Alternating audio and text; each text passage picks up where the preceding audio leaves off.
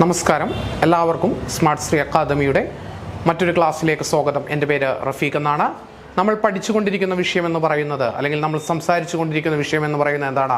India ചരിത്രമാണ്. അഥവാ 20-ാം നൂറ്റാണ്ടിൽ ഇന്ത്യയുടെ ചരിത്രത്തെക്കുറിച്ചാണ് നമ്മൾ എന്ത് ചെയ്തിരിക്കുന്നത്, സംസാരിക്കുന്നത്, അല്ലെങ്കിൽ എന്താണ് പഠിച്ചുകൊണ്ടിരിക്കുന്നത്.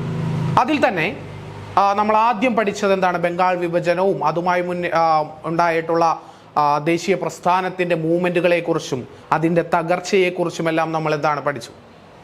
അതിൻ്റെ ഭാഗമായിട്ട് ഞാൻ ഉപയോഗിച്ച ഒരു പദമുണ്ട്, നിങ്ങളെല്ലാവരും അത് ഓർത്തിരിക്കുമെന്ന് വിചാരിക്കുന്നു. എന്താണ്?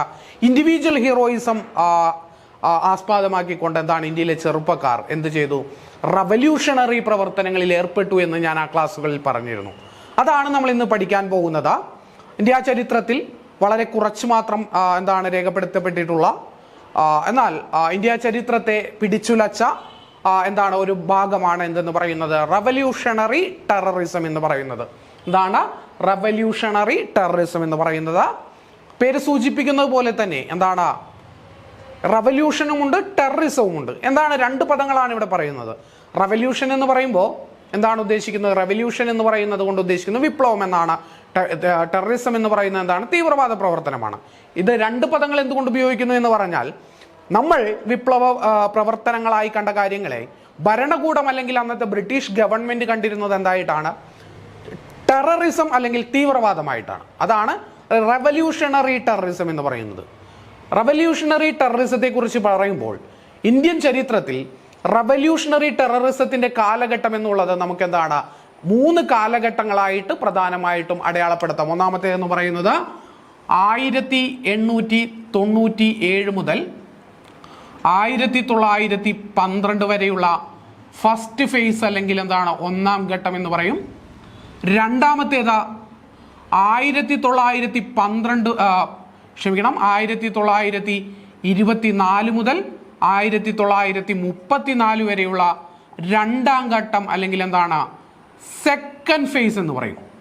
അപ്പൊ ഞാൻ പറഞ്ഞത് എന്താണ്? ഞാൻ പറഞ്ഞു 3 കാലഘട്ടമായിട്ടാണ് എന്താണ് നമ്മൾ എന്താണ് ടെററിസ അല്ലെങ്കിൽ എന്താണ് റവല്യൂഷണറി ടെററിസത്തെ ഇന്ത്യ ചരിത്രത്തിൽ തിരിക്കുന്നത്. ഇപ്പൊ 2 കാലഘട്ടം നമ്മൾ പറഞ്ഞു. 1897 മുതൽ 1912 വരെ ഫസ്റ്റ് ഫേസും 24 മുതൽ എന്താണ് 34 വരെയാണ് സെക്കൻഡ് ഫേസ് എന്ന് പറയുന്നത്. ഇതിന്റെ ഇടയിലുള്ള കാലഘട്ടത്തെയാണ് നമ്മൾ മൂന്നാമത്തെ പോയിന്റ് ആയിട്ട് കണക്കാക്കുന്നത്. അതെന്താണ്? Revolutionary terrorism from abroad. അതായത് ഈ കാലഘട്ടത്തിലാണ് നമ്മളുടെ വിപ്ലവകാരികൾ എന്താണ് പല വിദേശ രാജ്യങ്ങളിലേക്കും എന്താണ് നാടുകടത്തപ്പെട്ട് അവിടെ ഇരുന്നു കൊണ്ട് അവിടുത്തെ ഫണ്ട് ഉപയോഗിച്ചുകൊണ്ട് ഇന്ത്യയിൽ എന്താണ് വിപ്ലവ പ്രവർത്തനങ്ങൾക്ക് ഇതിനിടയിലുള്ള കാലഘട്ടത്തിൽ എന്ത് ചെയ്തു? നേതൃത്വം വഹിച്ചു. അതിനാണ് അല്ലെങ്കിൽ ആ കാലഘട്ടത്തും ഇതിനിടെ ഫസ്റ്റ് ഫേസിനും സെക്കൻഡ് ഫേസിനും ഇടയിലുള്ള ഈ കാലഘട്ടത്തെയാണ് നമ്മൾ എന്തെന്ന് പറയുക? റവല്യൂഷണറി ടെററിസം ഫ്രം എബ്രോഡ് എന്നൊക്കെ പറയുന്നത്. അപ്പോൾ നമ്മൾ ആദ്യമായി പഠിക്കാൻ പോകുന്നത് എന്താണ്? ഫസ്റ്റ് ഫേസ് ആണ്.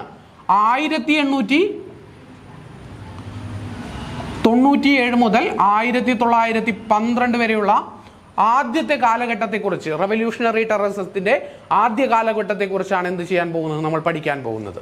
അപ്പോൾ അത് പഠിക്കുന്നതിന് മുമ്പായിട്ട് നിങ്ങൾ അറിഞ്ഞിരിക്കേണ്ട ഒരു പേരുണ്ട്. അദ്ദേഹത്തിന്റെ പേരെന്തെന്ന് പറയുന്നത് വസുദേവ ബൽവന്ത ഫഡ്കെ എന്നുള്ളതാണ്. വസുദേവ ബൽവന്ത ഫഡ്കെ. ആരാണ് ഈ വസുദേവ ബൽവന്ത ഫഡ്കെ? വസുദേവ ബൽവന്ത ഫഡ്കെ എന്ന് പറയുന്നത് അദ്ദേഹം മഹാരാഷ്ട്രയിൽ ജനിച്ച ബ്രിട്ടീഷുകാരുടെ ഉദ്യോഗത്തിന് കീഴിൽ ജോലി ചെയ്തിരുന്ന ഒരു വ്യക്തിയായിരുന്നു വസുദേവ ബൽവന്ത് ഫഡ്കെ എന്ന് പറയുന്നത്. അദ്ദേഹം പിന്നീട് എന്താണ് ആയുധം ഉപയോഗിച്ചുകൊണ്ട് എന്താണ് ബ്രിട്ടീഷുകാർക്കെതിരെ പോരാടുന്ന ഒരു നേതാവായി മാറുകയാണ് ഉണ്ടായത്. അദ്ദേഹത്തെയാണ് നമ്മൾ ഇന്ത്യ ചരിത്രത്തിൽ വിളിക്കുന്നത് the father of Indian armed rebellion എന്ന്. ഇന്ത്യൻ സായുധ വിപ്ലവത്തിന്റെ പിതാവ് എന്നറിയപ്പെടുന്ന വ്യക്തിയാണ് ആരെന്ന് പറയുന്നത്? മഹാരാഷ്ട്രക്കാരനായിട്ടുള്ള വസുദേവ ബൽവന്ത ഫഡ്കെ എന്നറിയപ്പെടുന്നത്. എന്താണ്? വസുദേവ ബൽവന്ത ഫഡ്കെ. ഇദ്ദേഹം അറിയപ്പെടുന്നത് എന്താണ്? ഫാദർ ഓഫ് ഇന്ത്യൻ ആംഡ് റിബീലിയൻ, അല്ലെങ്കിൽ എന്താണ് ഇന്ത്യൻ സായുധ വിപ്ലവത്തിന്റെ പിതാവ് എന്നറിയപ്പെടുന്ന വ്യക്തിയാണ് ആരാ? വസുദേവ ബൽവന്ത് ഫഡ്കെ എന്നറിയപ്പെടുന്നത്. ഇദ്ദേഹം 1845 മുതൽ 1883 വരെയാണ് ഇദ്ദേഹത്തിന്റെ ജീവിത കാലഘട്ടം എന്ന് പറയുന്നത്. 1883 വരെയാണ് അദ്ദേഹത്തിന്റെ ജീവിത കാലഘട്ടം. അദ്ദേഹത്തിന്റെ പേരാണ് എന്താ? വസുദേവ ബൽവന്ത് ഫഡ്കെ എന്ന് പറയുന്നത്. അദ്ദേഹമാണ് എന്തെന്നറിയപ്പെടുന്നത്? The father of Indian armed rebellion, Indian സായുധ വിപ്ലവത്തിന്റെ പിതാവ് എന്നറിയപ്പെടുന്നത്. അപ്പോൾ ഇനി പഠിക്കാൻ പോകുന്നത് അതായത് നമ്മൾ ഫസ്റ്റ് ഫേസ് പഠിക്കുന്നതിന് മുമ്പ് പഠിക്കേണ്ട കാര്യമാണ് എന്തെന്ന് പറയുന്നത്, father of Indian armed rebellion എന്ന് പറയുന്നത്. അല്ലെങ്കിൽ എന്താണ്, ആരാണ് ഇന്ത്യൻ സായുധ വിപ്ലവത്തിന്റെ അല്ലെങ്കിൽ സായുധ വിപ്ലവങ്ങളുടെ പിതാവ് എന്നറിയപ്പെടുന്നത്? അത് വസുദേവ ബൽവന്ത് ഫഡ്കെ ആണ്. അപ്പോൾ നമ്മൾ ഇനി പഠിക്കാൻ പോകുന്നത് എന്താണ്? 1897 മുതൽ 1912 വരെയുള്ള ആദ്യത്തെ കാലഘട്ടമാണ്. ഈ കാലഘട്ടം 1897 മുതൽ 1912 വരെയുള്ള ഈ കാലഘട്ടത്തിൽ എന്താണ്, ഈ ഇന്ത്യയിൽ എന്താണ് ഈ തീവ്രവാദ പ്രവർത്തനങ്ങൾ എന്താണ് കുറച്ചുകൂടി, അല്ലെങ്കിൽ എന്താണ് വിപ്ലവ പ്രവർത്തനങ്ങൾ എന്താണ് കുറച്ചുകൂടി ശക്തമായി. കാരണം ഞാൻ പറഞ്ഞതാണ് നിങ്ങളോട്, എന്താണ് സ്വാഭാവികമായും കോൺഗ്രസ് എന്ന് പറയുന്ന ഒരു നാഷണൽ പാർട്ടിയുണ്ട്. അതിൽ മിതവാദികൾ എന്ന് പറയുന്ന വിഭാഗത്തിനാണ് എന്താ കൂടുതൽ പ്രാധാന്യമുള്ളത്. അവരാണെങ്കിൽ എന്താണ് ബ്രിട്ടീഷുകാരോടൊരു അഴകുഴമ്പൻ സമീപനം വെച്ച് പുലർത്തുന്ന ആളുകളാണ്. അവരുടെ സമരങ്ങൾക്കൊന്നും എന്താണ് മൂർച്ച പോരാ എന്ന് മനസ്സിലാക്കിയ ഇന്ത്യയിലെ യുവാക്കൾ ബ്രിട്ടീഷുകാരെ എവിടെ വെച്ച് കയ്യിൽ കിട്ടിയാലും അവരെന്താണ് തല്ലിക്കൊല്ലുക എന്നുള്ള ഒരു ഇൻഡിവിജ്വൽ ഹീറോയിസത്തിലേക്ക് കാര്യങ്ങൾ കൊണ്ടുവന്ന് എത്തിച്ചു.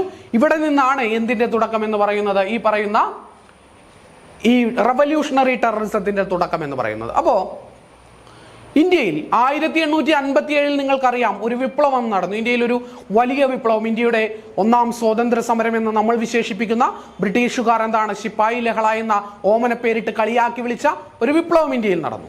ഇന്ത്യയുടെ ഒന്നാമത്തെ സ്വാതന്ത്ര്യ സമരം 1857 വിപ്ലവം. ഈ 1857 വിപ്ലവത്തിന് ശേഷം ഇന്ത്യയിൽ മറ്റൊരു വിപ്ലവ പ്രവർത്തനം ആദ്യമായി, ഈ 57 വിപ്ലവത്തിന് ശേഷം ആദ്യമായി ഇന്ത്യയിൽ ഒരു വിപ്ലവ പ്രവർത്തനം ഉണ്ടാകുന്നത് 1897 റാൻഡെ എന്ന് പറയുന്ന ബ്രിട്ടീഷ് ഉദ്യോഗസ്ഥന്റെ കൊലപാതകമാണ്. അദ്ദേഹത്തിന്റെ പേര് WC റാൻഡെ എന്നാണ്. ഈ WC റാൻഡെ എന്ന് പറയുന്നത് 1896 എന്താണ് ഈ പറയുന്ന മഹാരാഷ്ട്രയിൽ അല്ലെങ്കിൽ പൂനെയിൽ ആകമാനം എന്താണ് പ്ലേഗ് എന്ന് പറയുന്ന മാരകാസുഖം എന്താണ് പടർന്നു പിടിക്കുന്ന ഒരു സ്ഥിതിവിശേഷം ഉണ്ടായി. അപ്പോൾ ഈ പ്ലേഗിനെ കുറിച്ച് പഠിക്കുവാൻ അല്ലെങ്കിൽ എന്താണ് അത് നിയന്ത്രിക്കുവാനായി ബ്രിട്ടീഷുകാർ നിയമിച്ച ഒരു ഉദ്യോഗസ്ഥൻ, ഒരു സിവിൽ സർവീസ് ഉദ്യോഗസ്ഥനാണ് WC റാൻഡ് എന്ന് പറയുന്നത്. റാൻഡ് എന്നില്ല, WC റാൻഡ് എന്നാണ് അദ്ദേഹത്തിന്റെ പേര്, WC റാൻഡ്. അപ്പോൾ WC റാൻഡ് എന്താണ് ഈ പറയുന്ന പ്ലേഗ് നിയന്ത്രിക്കുന്നതിനായിട്ട് അതിന്റെ അധികാരമേൽക്കുകയും അദ്ദേഹം ഡോക്ടർമാരെ നിയോഗിക്കുന്നതിന് പകരം 800-ലധികം വരുന്ന പട്ടാളക്കാരെ പൂനെയുടെ തെരുവീതികളിൽ നിയോഗിക്കുകയും അദ്ദേഹം എന്താണ് ഈ പറഞ്ഞ രോഗബാധിതരായിട്ടുള്ള ആളുകളുടെ കുടിലുകൾക്ക് തീവെക്കുകയും എന്താണ് അവരുടെ മൃതശരീരങ്ങൾ ബന്ധുക്കാർക്ക് വിട്ടുകൊടുക്കാതെ നിർബന്ധപൂർവ്വം എന്താണ് സംസ്കരിക്കുകയൊക്കെ ചെയ്തു. മാത്രമല്ല അദ്ദേഹം പറഞ്ഞു എന്താണ് ബോംബെ പോലെയുള്ള സ്ഥലങ്ങൾ അല്ലെങ്കിൽ മഹാരാഷ്ട്രയിൽ പൂനെയിൽ പ്ലേഗ് പടർന്നു പിടിക്കുവാനായിട്ടുള്ള കാരണം എന്ന് പറയുന്നത് എന്താണ്, അത് ചേരി പ്രദേശങ്ങൾ ഉള്ളത് കൊണ്ടാണ്. അതുകൊണ്ട് അദ്ദേഹം എന്ത് ചെയ്തു, നിർബന്ധപൂർവ്വം ഈ ചേരികൾക്ക് എന്ത് ചെയ്തു, തീയിട്ടു. അപ്പോൾ അങ്ങനെയുള്ള അതായത് ഒരു അസുഖത്തെ അദ്ദേഹം എന്താണ് ഡോക്ടറെ ഉപയോഗിച്ചുകൊണ്ട് അല്ലെങ്കിൽ എന്താണ് മെഡിക്കൽ ഫെസിലിറ്റികൾ കൊണ്ട് നിയന്ത്രിക്കുന്നതിന് പകരം ഈ WC റാൻഡ് എന്ന് പറയുന്ന ഉദ്യോഗസ്ഥൻ ചെയ്തത് എന്താണ് മിലിറ്ററിയെ ഉപയോഗിച്ചുകൊണ്ട് ഇന്ത്യയിലെ ജനങ്ങളെ ദ്രോഹിക്കുക എന്നുള്ള നടപടികളാണ്. ഈ സമയത്ത് ബാലഗംഗാധര തിലകനെ പോലെയുള്ള ആളുകൾ അദ്ദേഹത്തിന്റെ പത്രത്തിൽ എഴുതി, ഇന്ത്യയിൽ അല്ലെങ്കിൽ മഹാരാഷ്ട്രയിൽ ആൺകുട്ടികൾ ആരും തന്നെ ജീവിച്ചിരിക്കുന്നില്ലേ ഈ നെറികേടിനെ ചോദ്യം ചെയ്യുവാനായിട്ട് എന്നുള്ള രീതിയിൽ ബാലഗംഗാധര തിലകൻ അദ്ദേഹത്തിന്റെ പത്രങ്ങളിൽ എഴുതി. ആ കാലഘട്ടത്തുള്ള എല്ലാവരും ഇതിനെ എന്താണ് ശക്തമായിട്ട് എതിർത്തു. എന്നാൽ WC റാൻഡ് അദ്ദേഹത്തിന്റെ പ്രവർത്തനങ്ങളുമായിട്ട് മുന്നോട്ട് പോയി. അപ്പോ ചോര തിളക്കുന്ന ചില ചെറുപ്പക്കാരായിട്ടുള്ള യുവാക്കൾ തീരുമാനിച്ചു, അങ്ങനെ WC റാൻഡ് ഈ ഭൂമിയിൽ ജീവിക്കേണ്ട, ഞങ്ങൾ ഇന്ത്യക്കാരുടെ മുകളിൽ കുതിര കയറിയിട്ട WC റാൻഡ് എന്ന് പറയുന്ന വ്യക്തി ഈ ഭൂമുഖത്ത് ജീവിച്ചിരിക്കേണ്ട ആവശ്യകതയില്ല എന്ന് പറഞ്ഞുകൊണ്ട് 3 ചെറുപ്പക്കാർ അതിന് തയ്യാറായി മുന്നോട്ട് വന്നു. ആ ചെറുപ്പക്കാരെ ഇന്ത്യ ചരിത്രത്തിൽ വിളിക്കുന്ന പേരാണ് ചപ്പേക്കർ സഹോദരന്മാർ എന്നുള്ളത്. എന്താണ് ചപ്പേക്കർ ബ്രദേഴ്സ്? ചപ്പേക്കർ സഹോദരന്മാർ അല്ലെങ്കിൽ എന്താണ് ചപ്പേക്കർ ബ്രദേഴ്സ് എന്നറിയപ്പെടുന്ന 3 സഹോദരന്മാരാണ് ഇവർ. എന്താണ് ബാലകൃഷ്ണ ഹരി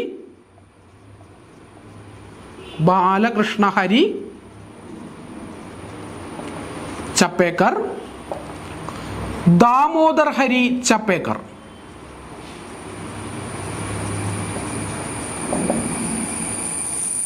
മൂന്നാമത്തെ ഒരാൾ കൂടിയുണ്ട്, അദ്ദേഹത്തിന്റെ പേര് വസുദേവ ഹരി ചപ്പേക്കർ എന്നാണ്.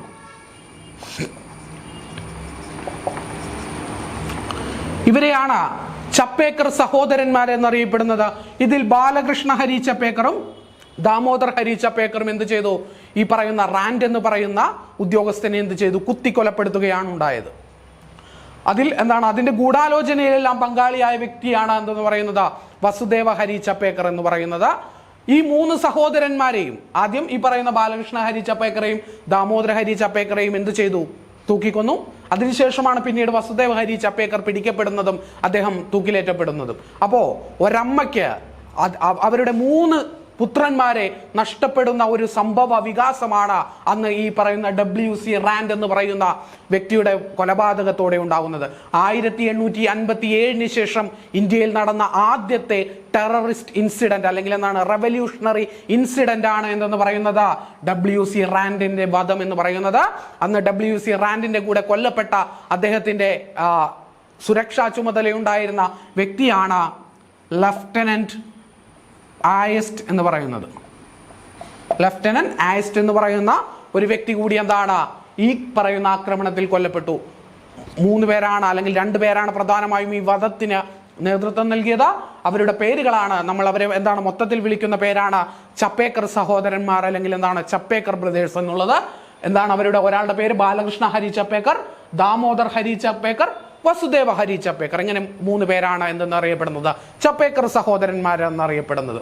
സ്വാഭാവികമായിട്ടും എന്താണ് വിപ്ലവ പ്രസ്ഥാനങ്ങൾ എന്താണ് കൂടുതൽ ശക്തമായി ചെറുപ്പക്കാരിൽ എന്താണ് ഇൻഡിവിജ്വൽ ഹീറോയിസം എന്ന് പറയുന്ന സംഭവത്തെ അടിസ്ഥാനപ്പെടുത്തിക്കൊണ്ട് ചെറുപ്പക്കാരെന്താണ് ബ്രിട്ടീഷുകാരെ അവരുടെ ഉദ്യോഗസ്ഥരെ എവിടെ ഒതുക്കത്തിൽ കിട്ടിയാലും കൊല്ലുന്ന ഒരു സ്ഥിതിവിശേഷത്തിലേക്ക് കാര്യങ്ങൾ എത്തി. ഈ പറയുന്ന റെവല്യൂഷണറി അല്ലെങ്കിൽ വിപ്ലവപരമായിട്ട് എന്താണ് ചിന്തിക്കുകയും പ്രവർത്തിക്കുകയും ചെയ്യുന്ന ചെറുപ്പക്കാരുടെ എണ്ണത്തിൽ എന്ത് സംഭവിച്ചു? വർധന സംഭവിച്ചു. ഇവർക്ക് എന്താണ് സ്വാഭാവികമായിട്ടും ഒരു സംഘടന ഉണ്ടാകേണ്ട ആവശ്യകതയുണ്ടായി. അങ്ങനെ 1899 നമ്മളിപ്പോൾ മഹാരാഷ്ട്രയിലെ കാര്യമാണ് പറയുന്നത്. മഹാരാഷ്ട്രയിൽ ഒരു വിപ്ലവ പ്രസ്ഥാനം രൂപപ്പെട്ടു. മിത്രമേള എന്നാണ് അത് അറിയപ്പെടുന്നത്. മിത്രമേള എന്ന് പറയുന്ന സംഘടന 1899 രൂപീകരിച്ചു. ഈ സംഘടന രൂപീകരിക്കുന്നത് 2 സഹോദരന്മാരാണ്. നിങ്ങൾക്ക് അതിലൊരു സഹോദരനെ എന്താണ് നിങ്ങൾക്ക് എല്ലാവർക്കും അറിയാം. അദ്ദേഹത്തിന്റെ പേര് വിനായക് ദാമോദർ സവർക്കർ എന്നാണ്. എന്താണ് വിനായക് ദാമോദർ സവർക്കർ എന്ന് പറയുന്ന VD സവർക്കറും ഗണേഷ് ദാമോദർ സവർക്കർ എന്നറിയപ്പെടുന്ന ഗണേഷ് ദാമോദർ സവർക്കറുമാണ് എന്തെന്ന് പറയുന്നത് ഈ പറയുന്ന സഹോദരങ്ങൾ. GD സവർക്കർ സഹോദരന്മാരെന്നറിയപ്പെടുന്ന GD സവർക്കറും VD സവർക്കറും, അതായത് ഗണേഷ് ദാമോദർ സവർക്കറും വിനായക് ദാമോദർ സവർക്കറും ഇവർ രൂപീകരിച്ച ഈ വിപ്ലവകാരികളായിട്ടുള്ള ചെറുപ്പക്കാരെ ഉൾപ്പെടുത്തി മഹാരാഷ്ട്രയിൽ ഇവർ രൂപീകരിച്ച ആദ്യത്തെ സംഘടനയാണ് 1899 രൂപപ്പെട്ട മിത്രമേള എന്ന് പറയുന്നത്. ഈ സംഘടന പിന്നീട് 1904 മറ്റൊരു പേര് സ്വീകരിച്ചു. അഭിനവ് ഭാരത് എന്നാണ് അതിന്റെ പേര്. അഭിനവ് ഭാരത്. 1904 ഈ സംഘടന അഭിനവ് ഭാരത് എന്ന് പറയുന്ന പേര് സ്വീകരിച്ചത്. കാരണം സ്വാഭാവികമായിട്ട് അംഗങ്ങളുടെ എണ്ണം വർദ്ധിച്ചു. ഏകദേശം 200-300 പേരെ വെച്ചുകൊണ്ട് എന്താണ് അവര് അതിന്റെ ഒരു മീറ്റിങ്ങുകളൊക്കെ നടത്തി. അങ്ങനെയാണ് ഈ മിത്രമേള എന്ന് പറയുന്ന സംഘടന. ഈ മിത്രമേള രൂപീകരിക്കുമ്പോൾ ഇവർ എന്താണ് പഠന കാലയളവിലാണ് മിത്രമേള രൂപീകരിക്കുന്നത്. അതിനുശേഷമാണ് 1904 ആ സംഘടനയുടെ പേര് അഭിനവ് ഭാരത് എന്നാക്കി മാറ്റുന്നത്. ഈ പറയുന്ന മിത്രമേളയാണെങ്കിലും അഭിനവ് ഭാരത് ആണെങ്കിലും ഇത് രൂപീകരിച്ചത് വ്യക്തികൾ ആരാണ് എന്ന് ചോദിച്ചാൽ അതിന്റെ ഉത്തരം 2 സഹോദരന്മാരാണ്. ഒന്നാമത്തെ ആളുടെ പേര് എന്ന് പറയുന്നത് ഗണേഷ് ദാമോദർ സവർക്കർ, അതായത് GD സവർക്കർ. രണ്ടാമത്തെ വ്യക്തിയുടെ പേരാണ് വിനായക് ദാമോദർ സവർക്കർ എന്ന് നമ്മൾ വിളിക്കുന്ന വീർ സവർക്കർ എന്ന് വിളിക്കുന്ന വിനായക് ദാമോദർ സവർക്കർ. ഇവർ രണ്ടുപേരുമാണ് ഈ പറയുന്ന മിത്രമേളയും അഭിനവ് ഭാരതും എന്ന് പറയുന്ന സംഘടനകൾ രൂപീകരിക്കുന്നത്. അപ്പോ ഈ സംഘടന രൂപീകരിച്ചു. ഇതിന്റെ പ്രവർത്തനങ്ങളുമായി ഇങ്ങനെ മുന്നോട്ട് പോകുന്ന കാലഘട്ടത്താണ് നാസിക്കിലെ ജില്ലാ കളക്ടറായിരുന്ന AMT ജാക്സൺ എന്ന് പറയുന്ന വ്യക്തിയെ വെടിവെച്ച് കൊലപ്പെടുത്തുന്ന ഒരു സംഭവം ഉണ്ടാവുന്നത്? എന്താണ്? AMT ജാക്സൺ എന്നാണ് അവിടുത്തെ കളക്ടർ അല്ലെങ്കിൽ മജിസ്ട്രേറ്റിന്റെ പേര്. AMT ജാക്സൺ എന്നാണ്. അദ്ദേഹത്തെ എന്താണ് ഒരു വിപ്ലവകാരി വെടിവെച്ച് കൊലപ്പെടുത്തി. അദ്ദേഹത്തിന്റെ പേര് ആനന്ദ് ലക്ഷ്മൺ കർക്കരെ എന്നാണ്. ആനന്ദ് ലക്ഷ്മൺ കർക്കറെ എന്ന് പറയുന്ന ഒരു വിപ്ലവകാരി എന്ത് ചെയ്തു? ഈ AMT ജാക്സൺ അല്ലെങ്കിൽ AMT ജാക്സൺ എന്ന് പറയുന്നത് എവിടത്തെ കളക്ടറാണ് അല്ലെങ്കിൽ എവിടത്തെ മജിസ്ട്രേറ്റ് ആണ്? നാസിക്കിലെ മജിസ്ട്രേറ്റ് ആണ്. അതുകൊണ്ട് തന്നെ ഈ സംഭവം അറിയപ്പെടുന്ന പേരാണ് നാസിക് ഗൂഢാലോചന. നാസിക് ഗൂഢാലോചന അല്ലെങ്കിൽ എന്താണ്? നാസിക് കോൺസ്പിരസി എന്നറിയപ്പെടുന്നു. നാസിക് ഗൂഢാലോചന അല്ലെങ്കിൽ നാസിക് കോൺസ്പിരസി എന്നറിയപ്പെടുന്നു. ആനന്ദ് ലക്ഷ്മൺ കർക്കരെ പിടികൂടി, അദ്ദേഹത്തെ തൂക്കിലേറ്റി.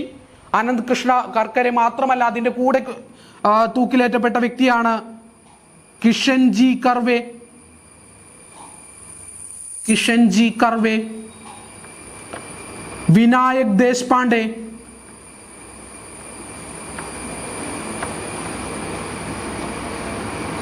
ഇങ്ങനെ 3 പേരാണ് ആ ഗൂഢാലോചന കേസിൽ എന്താണ് അറസ്റ്റ് ചെയ്ത് തൂക്കിലേറ്റപ്പെട്ടത്. എന്താണ് നാസിക് ഗൂഢാലോചന എന്ന് പറയുന്നത്?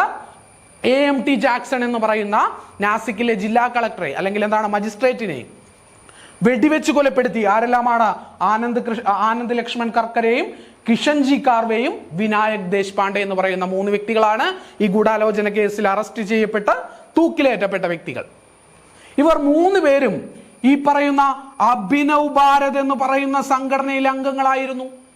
ഈ പറയുന്ന ആനന്ദ് ലക്ഷ്മൺ കർക്കരെയും കിഷൻജി കാർവേയും വിനായക് ദേശ്പാണ്ഡെയും എന്തായിരുന്നു? ഇവരെല്ലാവരും അഭിനവ് ഭാരത് എന്ന് പറയുന്ന സംഘടനയിലെ അംഗങ്ങളായിരുന്നു.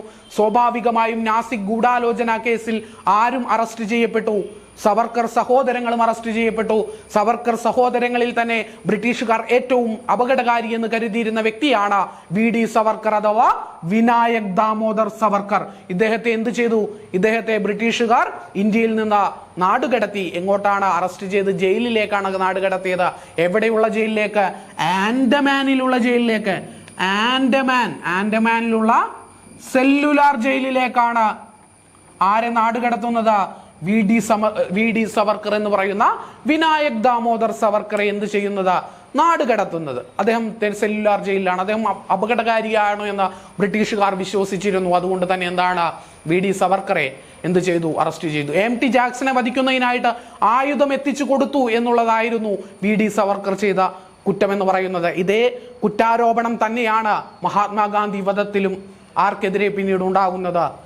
ഈ പറയുന്ന VD സവർക്കർക്കെതിരെ ഉണ്ടാകുന്നത് പ്രലോഭന കുറ്റമാണ്. കൊല ചെയ്യാൻ പ്രേരിപ്പിച്ചു എന്ന് പറയുന്ന കുറ്റമാണ് മഹാത്മാഗാന്ധി കേസിലും VD സവർക്കർക്കെതിരെ ഉണ്ടാകുന്നത്. പക്ഷെ അദ്ദേഹം എന്താണ്? നിരപരാധി എന്ന് കോടതി കണ്ടെത്തുകയും അദ്ദേഹത്തെ എന്ത് ചെയ്യുകയുമാണ്? വെറുതെ വിടുകയുമാണ് ഉണ്ടായത്. ഇന്ന് VD സവർക്കർ എന്ന് പറയുന്ന പേര് ഇന്ത്യ ചരിത്രത്തിൽ അല്ലെങ്കിൽ എന്താണ് ഇന്ത്യയുടെ സമകാലീന സംഭവങ്ങളിൽ എന്താണ് ഏറ്റവും കൂടുതൽ ഉയർന്നു കേൾക്കപ്പെടുന്ന പേരാണ് സവർക്കറുടേത്. എന്തുകൊണ്ടാണ്? നമ്മുടെ പാർലമെന്റിൽ അദ്ദേഹത്തിന്റെ ഒരു ചിത്രം അനാച്ഛാദനം ചെയ്തു. അപ്പോൾ അതുമായി ബന്ധപ്പെട്ടുകൊണ്ട് എന്താണ് അദ്ദേഹം മാപ്പെഴുതി കൊടുത്ത ആളാണ് അങ്ങനെയുള്ള ഒരു പക്ഷം, അല്ലെങ്കിൽ അദ്ദേഹം വീരനാണ് എന്ന് പറഞ്ഞുകൊണ്ട് മറ്റൊരു പക്ഷം. നിങ്ങൾ മനസ്സിലാക്കേണ്ടത് അദ്ദേഹം മാപ്പെഴുതിയോ ഇല്ലയോ എന്നുള്ളത് എനിക്ക് കൃത്യമായിട്ടുള്ള ധാരണയില്ലാത്ത ഒരു വിഷയമാണ്. ഇനി മാപ്പെഴുതി കൊടുത്തിട്ടുണ്ടെങ്കിലും അല്ലെങ്കിൽ എന്താണ് സെല്ലുലാർ ജയിലിൽ വെച്ച് അദ്ദേഹത്തിന് മാപ്പെഴുതി കൊടുക്കേണ്ടി വന്നിട്ടുണ്ടെങ്കിലും പക്ഷെ അതിനു മുമ്പ് അദ്ദേഹം നടത്തിയ വിപ്ലവ പ്രവർത്തനങ്ങളെ ഒന്നും തന്നെ അത് ക്യാൻസൽ ചെയ്യുന്നില്ല എന്നുള്ളത് നിങ്ങൾ മനസ്സിലാക്കണം. അദ്ദേഹത്തിന്റെ ജയിൽ അല്ലെങ്കിൽ ആ ജയിൽവാസ കാലയളവിൽ ചിലപ്പോൾ അദ്ദേഹം മാപ്പെഴുതി അദ്ദേഹം തിരിച്ചു വന്നിട്ടുണ്ടാവും. അതിനർത്ഥം അദ്ദേഹം ആ കാലഘട്ടത്തിൽ നടത്തിയ വിപ്ലവ പ്രവർത്തനങ്ങളൊന്നും തന്നെ അതുകൊണ്ട് എന്താണ് ക്യാൻസലായി പോകുന്നില്ല എന്നുള്ളതാണ്. അദ്ദേഹം എന്താണ് ബ്രിട്ടീഷുകാർക്കെതിരെ പോരാടിയ ഒരു ദേശാഭിമാനി തന്നെയായിരുന്നു VD സവർക്കർ എന്നുള്ളത് നിങ്ങൾ മനസ്സിലാക്കുക. അപ്പോൾ 1897 മുതൽ 1912 വരെയുള്ള കാലഘട്ടത്തിൽ എന്താണ് റവല്യൂഷണറി ടെററിസത്തിന്റെ ആദ്യത്തെ ഫേസിൽ നമ്മൾ എന്താണ് മഹാരാഷ്ട്രയിൽ ഉണ്ടായിരുന്ന വിപ്ലവ പ്രസ്ഥാനങ്ങളെ കുറിച്ചാണ് പറഞ്ഞു കഴിഞ്ഞത്. ഇനി ഇതേ കാലയളവിൽ തന്നെ എന്താണ് ബംഗാൾ എന്ന് പറയുന്നത് വിപ്ലവത്തിന്റെ ഈറ്റില്ലമായിരുന്നു. ബംഗാളിൽ 1902 ഒരു വിപ്ലവ പ്രസ്ഥാനം രൂപം കൊണ്ടു. ആ വിപ്ലവ പ്രസ്ഥാനത്തിന്റെ പേരാണ് അനുശീലൻ സമിതി എന്നുള്ളത്. എന്താണ്? 1902 അനുശീലൻ സമിതി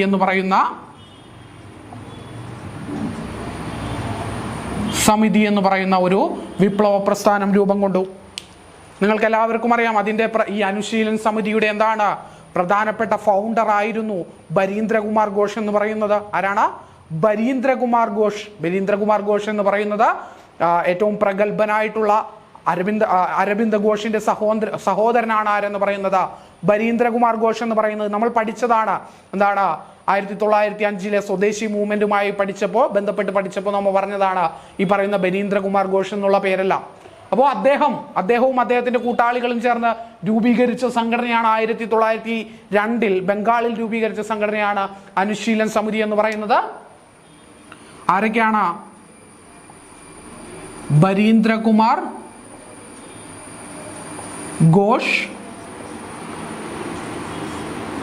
പ്രേമാനന്ദ് മിത്ര, ജതീന്ദ്രനാഥ്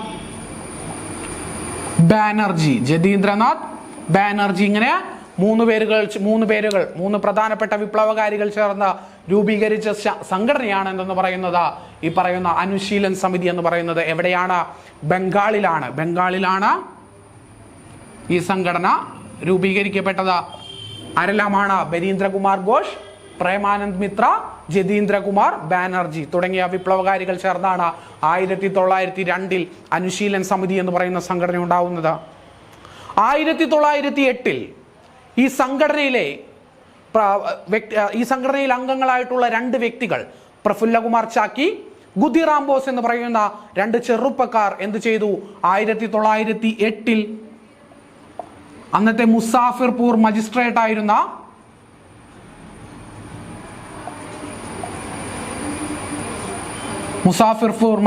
ആയിരുന്ന കിങ്സ്ഫോർഡിനെ വധിക്കുന്നതിനായിട്ട്, കിങ്സ്ഫോർഡ് എന്നാണ് അദ്ദേഹത്തിന്റെ പേര്, മജിസ്ട്രേറ്റ് എന്ന് പറഞ്ഞാൽ ജില്ലാ കളക്ടർ, അങ്ങനെയുള്ള ഒരു അർത്ഥത്തിലാണ് നിങ്ങൾ മനസ്സിലാക്കേണ്ടത്. അന്നത്തെ മുസാഫിർപൂർ മജിസ്ട്രേറ്റ് ആയിരുന്നു. തികഞ്ഞ അഴിമതിക്കാരനായിരുന്ന, ഇന്ത്യക്കാരെ തീരെ കണ്ണെടുത്താൽ കണ്ടുകൂടാത്ത ഒരാളായിരുന്നു ഈ കിങ്സ്ഫോർഡ് എന്ന് പറയുന്നത്. ഇദ്ദേഹത്തെ വധിക്കുന്നതിനായിട്ട് 2 ചെറുപ്പക്കാർ തീരുമാനിച്ചു. അദ്ദേഹം വരുന്ന അദ്ദേഹത്തിന്റെ ക്യാരിജ് അല്ലെങ്കിൽ വണ്ടിക്ക് മുകളിലേക്ക് ഈ 2 ചെറുപ്പക്കാർ എന്ത് ചെയ്തു? ബോംബ് എറിയുകയുണ്ടായി. എന്നാൽ നിർഭാഗ്യവശാൽ കിങ്സ്ഫോർഡ് എന്ന് പറയുന്ന വ്യക്തി അതിനകത്തുണ്ടായിരുന്നില്ല. 2 സ്ത്രീകളായിരുന്നു വണ്ടിക്കകത്തുണ്ടായിരുന്നത്. അവർ തൽക്ഷണം എന്ത് ചെയ്തു?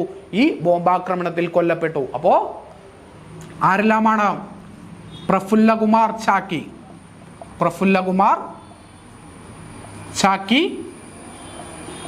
ഖുദിറാം ബോസ് ഈ 2 ചെറുപ്പക്കാരാണ് ഈ പറയുന്ന മുസാഫിർപൂർ മജിസ്ട്രേറ്റ് ആയിരുന്ന കിങ്സ്ഫോർഡിനെ വധിക്കുക എന്ന ലക്ഷ്യത്തോടു കൂടി ബോംബെറിഞ്ഞത്. പക്ഷേ നിർഭാഗ്യവശാൽ കൊല്ലപ്പെട്ട ഈ 2 സ്ത്രീകളായി പോയി. രക്ഷപ്പെട്ടോടി പിടിക്കപ്പെടുമെന്നായപ്പോൾ പ്രഫുല്ലകുമാർ ചാക്കി എന്ത് ചെയ്തു? അദ്ദേഹത്തിന്റെ റിവോൾവർ എടുത്തുകൊണ്ട് സ്വയം വെടിവെച്ച് മരിച്ചു. എന്നാൽ ഖുദിറാം ബോസ് എന്ത് ചെയ്തു? അദ്ദേഹം വെടിവെച്ച് മരിക്കാൻ ഒരു ശ്രമം നടത്തി. എങ്കിൽ പോലും അദ്ദേഹത്തിന്റെ ഗണ്ണ് ആ സമയത്ത് വർക്ക് ആകാത്തത് കൊണ്ട് എന്ത് ചെയ്തു? ഖുദിറാം ബോസ് എന്ന് പറയുന്ന ചെറുപ്പക്കാരൻ പിടിക്കപ്പെട്ടു. ഏകദേശം 17 കഴിഞ്ഞ് 18 അടുക്കുന്ന ഒരു പ്രായമുള്ള ചെറുപ്പക്കാരനെ ബ്രിട്ടീഷ് ഗവൺമെന്റ് എന്ത് ചെയ്തു? തൂക്കിക്കൊന്നു. ഇന്ത്യ ചരിത്രത്തിലെ ഏറ്റവും പ്രായം കുറഞ്ഞ തൂക്കിലേറ്റപ്പെട്ട വ്യക്തി ആരാണ് എന്ന് ചോദിച്ചാൽ അതിന്റെ ഉത്തരമാണ് ഖുദിറാം ബോസ് എന്നുള്ളത്. ഇന്ത്യ ചരിത്രത്തിൽ തന്നെ ബ്രിട്ടീഷുകാരാൽ തൂക്കിലേറ്റപ്പെട്ട ഏറ്റവും പ്രായം കുറഞ്ഞ വിപ്ലവകാരിയാണ് ആരെന്ന് പറയുന്നത്? ഖുദിറാം ബോസ് എന്ന് പറയുന്നത്. അപ്പോ നമ്മൾ പറഞ്ഞു പ്രഫുല്ലകുമാർ ചാക്കിയും ഖുദിറാം ബോസും ഇവർ 2 പേരും അനുശീലൻ സമിതിയിൽ അംഗങ്ങളാണ്. അനുശീലൻ സമിതിയുടെ പ്രധാനപ്പെട്ട നേതാക്കളാണ് ആരെന്ന് പറയുന്നത്? ബരീന്ദ്രകുമാർ ഘോഷ് എന്ന് പറയുന്നത്, അദ്ദേഹത്തിന്റെ സഹോദരൻ അരവിന്ദ് ഘോഷും അതിൽ പങ്കാളികളാണ്. അപ്പോ ഇതിനെക്കുറിച്ചുള്ള അന്വേഷണം നടന്നപ്പോൾ അലിപ്പൂർ എന്ന സ്ഥലത്ത് വെച്ചാണ് ഇതിന്റെ കോൺസ്പിരസി അല്ലെങ്കിൽ ഗൂഢാലോചന നടന്നതെന്ന് ബ്രിട്ടീഷുകാർ കണ്ടെത്തി. അതിനെയാണ് നമ്മൾ എന്തെന്ന് പറയുന്നത്? അലിപ്പൂർ കോൺസ്പിരസി കേസ് എന്നാണ് ഈ കേസിനെ പറയുന്നത്. അല്ലെങ്കിൽ മുസാഫിർപൂർ ബോംബ് സ്ഫോടന കേസിന്റെ മറ്റൊരു പേരാണ് അലിപ്പൂർ കോൺസ്പിരസി എന്ന് പറയുന്നത്. ഈ കേസിലാണ് ബ്രിട്ടീഷുകാർ എന്ത് ചെയ്യുന്നത്?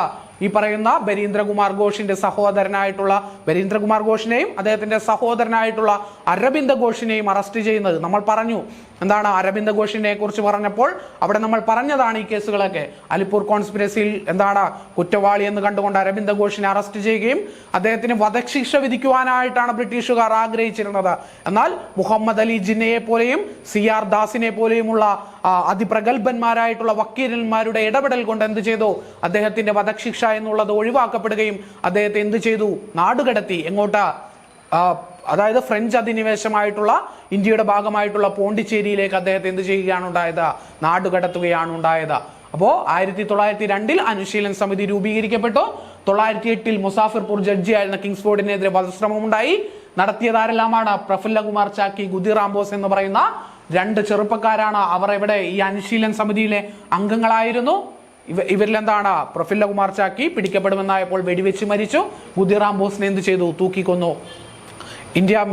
ഇന്ത്യൻ ചരിത്രത്തിൽ തന്നെ എന്താണ് ബ്രിട്ടീഷുകാരാൽ തൂക്കിലേറ്റപ്പെട്ട ഏറ്റവും ചെറുപ്പക്കാരനായിട്ടുള്ള വ്യക്തിയാണ് ആരെന്ന് പറയുന്നത്, ഗുദിറാം ബോസ് എന്ന് പറയുന്നത്. അപ്പോ ഈ പറയുന്ന ബംഗാളിലെ വിപ്ലവ പ്രവർത്തനങ്ങളെ കുറിച്ചാണ് നമ്മൾ പറയുന്നത്. ബംഗാളിൽ ഈ പറയുന്ന വിപ്ലവ പ്രവർത്തനങ്ങൾക്ക് വിപ്ലവകാരികളെ പ്രചോദിപ്പിച്ച ഒരു പത്രം ഉണ്ടായിരുന്നു. നമ്മൾ ആ പത്രത്തിന്റെ പേര് പറഞ്ഞതാണ്. എന്താണ്? യുഗാന്തർ എന്നാണ് ആ പത്രത്തിന്റെ പേര്, യുഗാന്തർ. ഇതിന്റെ പത്രാധിപരായിരുന്നു ആരെല്ലാം? ബരീന്ദ്രകുമാർ ഘോഷ്. ബരീന്ദ്രകുമാർ ഘോഷ് എന്ന് പറയുന്നത് ആരാണ്? അരബിന്ദ് ഘോഷിന്റെ സഹോദരനാണ്. പിന്നെ എന്താണ്? BN ദത്ത, അതായത് ഭൂപേന്ദ്രനാഥ് ദത്ത എന്ന് പറയുന്ന BN ദത്ത. അദ്ദേഹം ആരാണ്? അദ്ദേഹം സ്വാമി വിവേകാനന്ദന്റെ സഹോദരനായിരുന്നു BN ദത്ത എന്ന് പറയുന്നത്. അതായത് സ്വാമി നരേന്ദ്രനാഥ് ദത്ത എന്നറിയപ്പെടുന്ന സ്വാമി വിവേകാനന്ദന്റെ സഹോദരനാണ് ഭൂപേന്ദ്രനാഥ് ദത്ത എന്ന് പറയുന്ന BN ദത്ത. ഇവർ രണ്ടുപേരുമാണ് യുഗാന്തർ എന്ന് പറയുന്ന പത്രത്തിലൂടെ എന്താണ് ഇന്ത്യയിലെ വിപ്ലവകാരികളെ അല്ലെങ്കിൽ എന്താണ് ബംഗാളിലെ വിപ്ലവകാരികളെ എന്ത് ചെയ്തത്, പ്രചോദിപ്പിച്ചിരുന്നത്. മറ്റൊരു പത്രമുണ്ടായിരുന്നു, അതിന്റെ പേരെന്താണ്? സന്ധ്യ എന്നാണ്. സന്ധ്യ എന്ന് പറയുന്ന മറ്റൊരു പത്രവും എന്താണ് ബംഗാളിലെ വിപ്ലവകാരികൾ എന്ത് ചെയ്തിരുന്നു, പ്രചോദിപ്പിച്ചിരുന്നു. ബ്രഹ്മബാന്ധവു ഉപാധ്യായ,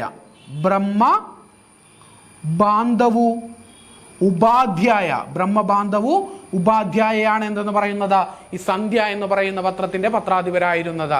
അപ്പോ 2 പത്രങ്ങളാണ്. ഏതെല്ലാം? യുഗാന്തർ ആരാണ്? എന്താണ്? ബരീന്ദ്രകുമാർ ഘോഷും ഭൂപേന്ദ്രനാഥ് ദത്തയും. സന്ധ്യ എന്ന് പറയുന്നത് ബ്രഹ്മബാന്ധവു ഉപാധ്യായ എന്ന് പറയുന്നത്. അപ്പോ ഇത് എവിടത്തെയാണ് പത്രങ്ങളാണ്? ബംഗാളിലെ പത്രങ്ങളാണ്. അതുപോലെ തന്നെ എന്താണ് ഈ പറയുന്ന മഹാരാഷ്ട്രയിലും ഒരു പത്രം വിപ്ലവകാരികൾ എന്ത് ചെയ്തിരുന്നു, പ്രചോദിപ്പിച്ചിരുന്നു. ആ പത്രത്തിന്റെ പേരാണ് കാൽ എന്ന് പറയുന്നത്. കാൽ, സമയം എന്നൊക്കെയാണ് ഇതിന്റെ അർത്ഥം. ഇതെവിടെയാണ്? ഇത് മഹാരാഷ്ട്രയിലാണ്. അല്ലെങ്കിൽ മഹാരാഷ്ട്രയിലെ വിപ്ലവകാരികളെ പ്രചോദിപ്പിച്ച പത്രമാണ് കാൽ എന്ന് പറയുന്നത്. ബംഗാളിലെ വിപ്ലവകാരികളെ പ്രചോദിപ്പിച്ച പത്രമാണ് യുഗാന്തർ, സന്ധ്യ എന്നിവ. അപ്പോ എന്താണ് ഇപ്പോൾ നമ്മൾ പറഞ്ഞു കഴിഞ്ഞത്? എന്താണ് ബംഗാളിലെ ആ കാലഘട്ടത്തിലെ ഫസ്റ്റ് ഫേസിലെ പ്രധാന വിപ്ലവ പ്രസ്ഥാനങ്ങളെ കുറിച്ചാണ്. അപ്പോൾ നമ്മൾ റെവല്യൂഷണറി ടെററിസത്തിന്റെ ആദ്യത്തെ ഫേസിലുള്ള ബംഗാളിലുള്ള മഹാരാഷ്ട്രയിലുണ്ടായിരുന്ന വിപ്ലവ പ്രസ്ഥാനങ്ങളെ കുറിച്ച് പഠിച്ചു. അതുപോലെ ചെന്നൈ കേന്ദ്രമാക്കി അല്ലെങ്കിൽ എന്താണ് ഇന്നത്തെ തമിഴ്നാട് കേന്ദ്രമാക്കിക്കൊണ്ട മറ്റൊരു പ്രധാനപ്പെട്ട ഒരു വിപ്ലവ പ്രസ്ഥാനം ഉണ്ടായിരുന്നു. അതിന്റെ പേരെന്ന് പറയുന്നത് ഭാരത് മാതാ അസോസിയേഷൻ എന്നാണ്. എന്താണ്? ഭാരത് മാതാ അസോസിയേഷൻ. ഭാരത് മാതാ അസോസിയേഷൻ എന്ന് പറയുന്നത് ഈ സംഘടന രൂപീകരിച്ച പ്രധാനപ്പെട്ട 2 വ്യക്തികൾ എന്ന് പറയുന്നത് ഒന്ന് വാഞ്ചിനാഥ അയ്യറും നീലകണ്ഠ ബ്രഹ്മചാരിയുമാണ്. എന്താണ്? വാഞ്ചിനാഥ അയ്യർ, നീലകണ്ഠ ബ്രഹ്മചാരി എന്ന് പറയുന്ന 2 വിപ്ലവകാരികളാണ് എന്ത് ഭാരത് മാതാ അസോസിയേഷൻ എന്ന് പറയുന്ന സംഘടന ഇങ്ങ് തമിഴ്നാട് കേന്ദ്രമാക്കിയിട്ട് ആരംഭിച്ചത്. അപ്പോ ആ സമയത്ത് എന്താണ് എല്ലാ ചെറുപ്പക്കാരും ഇൻഡിവിജ്വൽ ടെററിസം അല്ലെങ്കിൽ എന്താണ് ഇൻഡിവിജ്വൽ ഹീറോയിസം ബേസ് ചെയ്ത് പ്രവർത്തിച്ചു കൊണ്ടിരിക്കുകയാണ്. അവരെന്താണ് ബ്രിട്ടീഷുകാരെ കയ്യിൽ കിട്ടുമ്പോൾ സ്ഥലങ്ങളിൽ ഒതുക്കത്തിൽ കിട്ടിയാൽ കൊല്ലുക എന്നുള്ളതായിരുന്നു ഈ ചെറുപ്പക്കാരുടെ പരിപാടികൾ എന്ന് പറയുന്നത്. ആ കാലഘട്ടത്താണ് ബ്രിട്ടീഷുകാർ ബ്രിട്ടീഷ് രാജാവ് എന്താണ് ഇന്ത്യ സന്ദർശിക്കുവാനായിട്ട് ഒരു ശ്രമം ഉണ്ടാകുന്നു. വാഞ്ചിനാഥൻ അയ്യരെ പോലെയുള്ള ആളുകൾ എന്ത് ചെയ്യുന്നു? ഇവിടെ നിന്ന് ഊമക്കത്തുകൾ അഴക്കുന്നു. എന്തെന്നാ? രാജാവ് ഇന്ത്യയിൽ വന്നാൽ ഞങ്ങൾ രാജാവിനെ തട്ടിക്കളയും, അത്രയേ ഉള്ളൂ. എന്താണ് നിങ്ങളുടെ രാജാവ് ഇന്ത്യ സന്ദർശിക്കാൻ വരുന്ന പക്ഷം എന്ത് ചെയ്യും? അദ്ദേഹത്തെ ഞങ്ങൾ എന്ത് പറഞ്ഞാലും കൊല ചെയ്യും എന്നുള്ള ഭീഷണികളൊക്കെ അഴക്കുന്നു. അപ്പോൾ ബ്രിട്ടീഷുകാരെന്താണ് സ്വാഭാവികമായിട്ടും അങ്ങനെയാണ് നിങ്ങളെ ഉദ്ദേശമെങ്കിൽ നമുക്കത് കാണാം എന്നുള്ള രീതിയിൽ എന്താണ് അന്ന് ഈ പറയുന്ന ഈ വാഞ്ചിനാഥനെയും അദ്ദേഹത്തിന്റെ നീലകണ്ഠ ബ്രഹ്മചാരി പോലെയുള്ള വിപ്ലവകാരികളെയും അദ്ദേഹത്തിന്റെ ഭാരത് മാതാ അസോസിയേഷനെ ഒതുക്കുന്നതിനായിട്ട് തിരുനെൽവേലിയിലേക്ക് ഒരു പുതിയ കളക്ടറെ അഴക്കുന്നു. അദ്ദേഹത്തിന്റെ പേരെന്ന് പറയുന്നത് റോബർട്ട് ആഷ് എന്നാണ്. തിരുനെൽവേലി കളക്ടറായിട്ട് എന്താണ് റോബർട്ട് ആഷ് എന്ന് പറയുന്ന ഒരു ബ്രിട്ടീഷുകാരനെ നിയോഗിക്കുന്നു. ഇദ്ദേഹത്തിന് എന്തിനു വേണ്ടിയിട്ടാണ് നിയോഗിക്കുന്നത്? വാഞ്ചിനാഥനെ, നീലകണ്ഠ ബ്രഹ്മചാരിയെയും അവരുടെ സംഘടനയായിട്ടുള്ള ഭാരത് മാതാ അസോസിയേഷനെയും എന്ത് ചെയ്യുന്നതിനാണ്? ഒതുക്കുന്നതിന് വേണ്ടിയിട്ടാണ് ഇദ്ദേഹത്തെ ഇവരഴക്കുന്നത്. എന്നാൽ എന്ത് പറ്റുന്നു? ഈ പറയുന്ന ആഷ്ലി അദ്ദേഹം മണിയാച്ചി എന്ന് പറയുന്ന റെയിൽവേ സ്റ്റേഷനിൽ എത്തുന്ന സമയത്ത് വാഞ്ചിനാഥൻ അയ്യർ എന്ത് ചെയ്യുന്നു? ഈ പറയുന്ന റെയിൽവേ സ്റ്റേഷനിൽ വെച്ച കളക്ടർ സഞ്ചരിച്ചിരുന്ന ബോഗിയിലേക്ക് കയറുന്നു. ബോഗിയിൽ കയറിയതിനു ശേഷം വാഞ്ചിനാഥി അയ്യർ എന്ത് ചെയ്യുന്നു? അദ്ദേഹം ഈ പറയുന്ന കളക്ടറെ പരിചയപ്പെടുന്നു. അപ്പോൾ കളക്ടർ പറയുന്നു, ഞാനിങ്ങനെ ആളാണ്, കളക്ടറായിട്ട് തിരുനെൽവേലിയിൽ ചാർജ് എടുക്കാൻ പോവുകയാണ്. അപ്പോൾ വാഞ്ചിനാഥൻ അയ്യർ അദ്ദേഹത്തെ പരിചയപ്പെടുത്തുന്നു. എൻ്റെ പേര് വാഞ്ചിനാഥൻ അയ്യർ, ഞാൻ താങ്കളെ കൊലപ്പെടുത്തുന്നതിനാണ് ഇവിടെ വന്നത് എന്ന് പറഞ്ഞുകൊണ്ട് അദ്ദേഹം തൻ്റെ കയ്യിലുണ്ടായിരുന്ന ഗണ്ണ് ഈ പറയുന്ന റോബർട്ട് ആഷിന് നേരെ നീട്ടിയിട്ട് അദ്ദേഹത്തെ പോയിന്റ് ബ്ലാങ്കിൽ വെടിവെച്ച് കൊല്ലുകയാണ് ഉണ്ടായത്. അവിടെ നിന്ന് അദ്ദേഹം രക്ഷപ്പെടാൻ ഒരു ശ്രമം നടത്തുന്നു. ക്ലോക്ക് റൂമിൽ ഒളിക്കുന്നു. പക്ഷെ പിടിക്കപ്പെടുമെന്നായപ്പോൾ അദ്ദേഹം എന്താണ്? സ്വയം വെടിവെച്ച് ആത്മഹത്യ ചെയ്യുന്നു. ഈ പറയുന്ന ആ റെയിൽവേ സ്റ്റേഷൻ, മണിയാച്ചി എന്ന് പറയുന്ന റെയിൽവേ സ്റ്റേഷൻ, അതായത് ഈ പറയുന്ന റോബർട്ട് ആഷ് എന്ന് പറയുന്ന തിരുനെൽവേലി കളക്ടറെ വാഞ്ചിനാഥൻ വെടിവെച്ച് കൊന്ന റെയിൽവേ സ്റ്റേഷന്റെ പേരാണ് എന്തെന്ന് പറയുന്നത്? മണിയാച്ചി എന്ന് പറയുന്നത്. ഈ മണിയാച്ചി റെയിൽവേ സ്റ്റേഷൻ ഇന്നറിയപ്പെടുന്നത് വാഞ്ചിനാഥൻ മണിയാച്ചി റെയിൽവേ സ്റ്റേഷൻ എന്നാണ്. വാഞ്ചിനാഥൻ മണിയാച്ചി റെയിൽവേ സ്റ്റേഷൻ എന്നാണ് ഈ റെയിൽവേ സ്റ്റേഷൻ ഇന്നറിയപ്പെടുന്നത്. അപ്പോൾ സൗത്ത് ഇന്ത്യയിൽ ഉണ്ടായിരുന്ന ഒരു വിപ്ലവ പ്രസ്ഥാനമാണ് ഏതെന്ന് പറയുന്നത് ഭാരത് മാതാ അസോസിയേഷൻ. വാഞ്ചിനാഥൻ അയ്യറും നീലകണ്ഠ ബ്രഹ്മചാരിയുമായിരുന്നു അതിന്റെ പ്രധാനപ്പെട്ട നേതാക്കൾ. തിരുനെൽവേലി കളക്ടറായിരുന്ന അല്ലെങ്കിൽ കളക്ടറായിട്ട് ചുമതലയേൽക്കാൻ വന്ന റോബർട്ട് ആഷിനെ വെടിവെച്ച് കൊന്ന ഇന്ത്യയുടെ ധീര വിപ്ലവ നേതാവായിരുന്നു ആരെന്ന് പറയുന്നത് വാഞ്ചിനാഥൻ എന്ന് പറയുന്നത്. അദ്ദേഹം ഈ പറയുന്ന റോബർട്ട് ആഷിനെ വെടിവെച്ച് കൊന്ന റെയിൽവേ സ്റ്റേഷന്റെ പേരാണ് മണിയാച്ചി എന്നുള്ളത്. ഇന്ന് ഈ റെയിൽവേ സ്റ്റേഷൻ അറിയപ്പെടുന്നത് വാഞ്ചിനാഥൻ മണിയാച്ചി റെയിൽവേ സ്റ്റേഷൻ എന്നുള്ള പേരിലാണ്. സംഘടനയുടെ പേര് ഭാരത് മാതാ അസോസിയേഷൻ എന്നാണ്. അപ്പോൾ ഇതുപോലെ തന്നെ എന്താണ് ഡൽഹി കേന്ദ്രമാക്കിക്കൊണ്ട് മറ്റൊരു വിപ്ലവ പ്രസ്ഥാനം ഉണ്ടായിരുന്നു. അതിന്റെ പേരെന്ന് പറയുന്നത് ഭാരത് മാതാ സൊസൈറ്റി എന്നാണ്. ഭാരത് മാതാ സൊസൈറ്റി എന്നാണ്. 1907 ഈ സംഘടന രൂപീകരിക്കുന്നത്. സർദാർ അജിത് സിംഗ് ആണ് ഇതിന്റെ രൂപീകരണത്തിൽ പ്രധാന പങ്ക് വഹിച്ച വ്യക്തി എന്ന് പറയുന്നത്. സർദാർ അജിത് സിംഗിനെ നമ്മൾ പറഞ്ഞതാണ്. സർദാർ അജിത് സിംഗിന് പറയുന്ന ആ വിപ്ലവകാരിയുടെ മറ്റൊരു പ്രത്യേകത എന്ന് പറയുന്നത് അദ്ദേഹം ഭഗത് സിംഗ് എന്ന് പറയുന്ന ധീര വിപ്ലവകാരിയായിട്ടുള്ള ഭഗത് സിംഗിന്റെ അമ്മാവനാണ്. ആരെന്ന് പറയുന്നത് സർദാർ അജിത് സിംഗ് എന്ന് പറയുന്നത്. ഭാരത് മാതാ സൊസൈറ്റി ഡൽഹി ആസ്ഥാനമായിട്ട് രൂപീകരിച്ചത് ആരാണ്? അത് സർദാർ അജിത് സിംഗ് ആണ്. സർദാർ അജിത് സിംഗ്. മാത്രമല്ല സൂഫി അംബ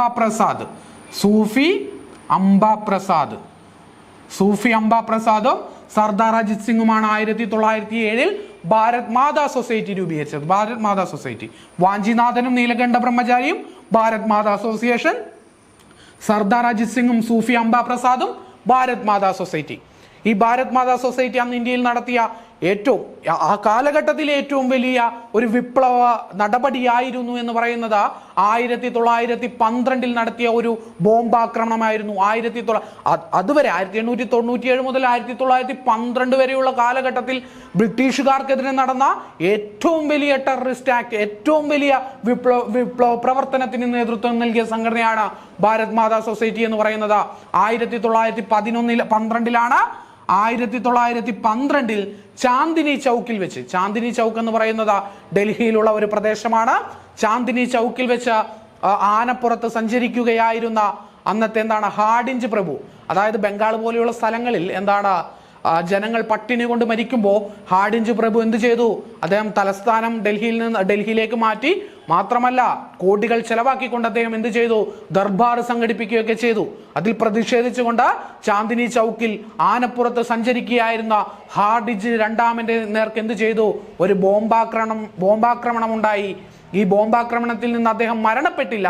പകരം അദ്ദേഹത്തിന് എന്ത് സംഭവിച്ചു? അദ്ദേഹത്തിന് ഒരു കണ്ണിന്റെ കാഴ്ച നഷ്ടപ്പെട്ടു. 1912 ചാന്ദിനി ചൗക്കിൽ വെച്ചാണ്. ചാന്ദിനി ചൗക്കിൽ വെച്ച് ആരെയാണ് വധിക്കാൻ ശ്രമിച്ചത്? ഹാഡിഞ്ച് രണ്ടാമൻ. ഇന്ത്യയുടെ വൈസ്രോയി ആയിരുന്ന ഹാഡിഞ്ച് രണ്ടാമനെ വധിക്കാൻ ശ്രമിച്ചു. ആരെല്ലാമാണ്? റഷ് ബിഹാരി ഘോഷ്, സുചീന്ദ്രനാഥ സന്യാൽ എന്ന് പറയുന്ന രണ്ട് വിപ്ലവകാരികളാണ് എന്തെന്ന് പറയുന്നത് ഈ ബോംബാക്രമണം നടത്തിയത്. ഇവരെന്താണ്? ഈ ഭാരത് മാതാ സൊസൈറ്റിയിൽ അംഗങ്ങളായിരുന്നു. ഇവരെന്ത് ചെയ്തു? ഹാഡിഞ്ച് രണ്ടാമനെ വധിക്കുവാൻ, ഇന്ത്യയുടെ വൈസ്രോയിയെ വധിക്കുവാനായിട്ട് എന്ത് ചെയ്തു? അദ്ദേഹം ആനപ്പുറത്ത് വരുമ്പോൾ അദ്ദേഹത്തിന് നേരെ ബോംബ് എറിഞ്ഞു. എന്നാൽ അദ്ദേഹം നിർഭാഗ്യവശാൽ അദ്ദേഹം എന്ത് ചെയ്തില്ല? മരണപ്പെട്ടില്ല. പകരം എന്താണ് സംഭവിച്ചത്? അദ്ദേഹത്തിന്റെ ഒരു കണ്ണിന്റെ കാഴ്ച നഷ്ടപ്പെട്ടു. അപ്പോ ഇതാണ് പ്രധാനമായിട്ടും 1897 മുതൽ 1912 വരെയുള്ള എന്താണ് ആദ്യത്തെ വിപ്ലവ പ്രസ്ഥാനങ്ങളുടെ അല്ലെങ്കിൽ എന്താണ് റവല്യൂഷണറി ടെററിസത്തിന്റെ ആദ്യത്തെ ഫേസ് എന്ന് പറഞ്ഞുകൊണ്ട് നമുക്ക് ഇന്ത്യ ചരിത്രത്തിൽ പഠിക്കാനുള്ളത് ഇത്രയും കാര്യങ്ങളാണ്. പറഞ്ഞ കാര്യങ്ങളെല്ലാം തന്നെ നിങ്ങൾക്ക് എന്താണ് വിശദമായിട്ട് മനസ്സിലായി എന്ന് കരുതുന്നു. അപ്പോൾ ഈ 1912 ശേഷം എന്ത് സംഭവിച്ചു എന്ന് വിചാരിച്ചാൽ, 12 ശേഷം വിപ്ലവകാരികളിൽ പലരെയും അറസ്റ്റ് ചെയ്ത് എന്ത് ചെയ്തു? ഇന്ത്യയിൽ നിന്ന് നാട് കടത്തി. പലരും ബ്രിട്ടീഷുകാരുടെ അറസ്റ്റ് ഭയന്നുകൊണ്ട് എന്താണ് മറ്റു രാജ്യങ്ങളിലേക്ക് അവർക്ക് എന്താണ് ഓടിപ്പോകേണ്ടതായിട്ട് വന്നു. ഇവിടെ നിന്നാണ് ഇന്ത്യക്ക് വെളിയിൽ നിന്നുകൊണ്ട് ആ രാജ്യങ്ങളുടെ പണം ഉപയോഗിച്ചുകൊണ്ട് അവരുടെ സമ്പത്ത് ഉപയോഗപ്പെടുത്തിക്കൊണ്ട് എങ്ങനെ ഇന്ത്യയിൽ വിപ്ലവ പ്രസ്ഥാനങ്ങൾ നടത്താം അല്ലെങ്കിൽ എന്താണ് വിപ്ലവ പ്രവർത്തനങ്ങൾ നടത്താമെന്ന് ഇന്ത്യയിലെ വിപ്ലവകാരികൾ എന്താണ് തീരുമാനിക്കുന്നതും അതിനനുസരിച്ച് പ്രവർത്തിക്കുന്നതും. അതിനെയാണ് നമ്മൾ പറഞ്ഞത് എന്താണ് റവല്യൂഷണറി ടെററിസം ഫ്രം എബ്രോഡ് എന്ന് പറയുന്ന ഭാഗത്ത് നമുക്ക് എന്ത് ചെയ്യാനുള്ളത്? പഠിക്കുവാനായിട്ടുള്ളത്. അത് നമ്മൾ എന്ത് ചെയ്യും?